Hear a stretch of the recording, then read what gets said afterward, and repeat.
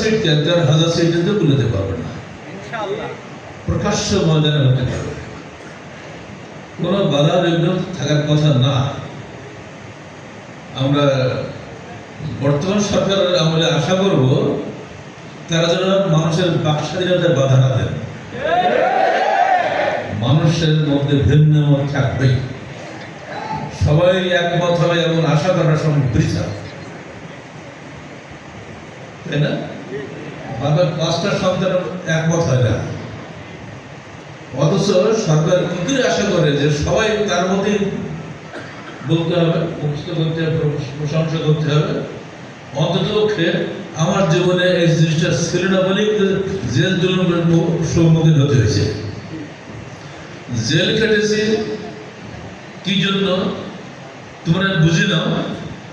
যেসব মামলা দেয় সেসব ফার্স্ট মামলা, সব এগুলো সব আমাদের দৃঢ়তা, ইখলাস ও ইস্তেকামতের পরীক্ষা হয়েছে। এগুলো তোমাদের ভাগ্য, এগুলো আসতে পারে।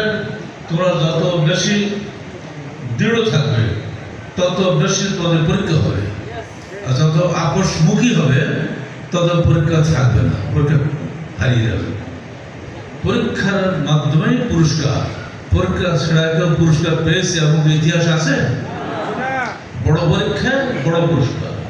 ইব্রাহিম আলাইহিস সালাম পৃথিবীর ইতিহাসে সবচেয়ে বড় পরীক্ষা দিয়েছিলেন, এজন্য তিনি সমস্ত উম্মতের নেতা হয়েছেন।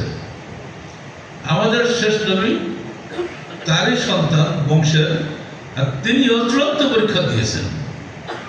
সারা জীবনটাই তার পরীক্ষাময়, এবং মৃত্যুর আগেও তিনি 2 বছরের অধিক সময় জিহাদের ময়দানে কাটিয়েছেন। জীবনটা চলে গেছে দাওয়াত ও জিহাদের মধ্যে। দাওয়াত ফরজে আইন, নির্ভেজাল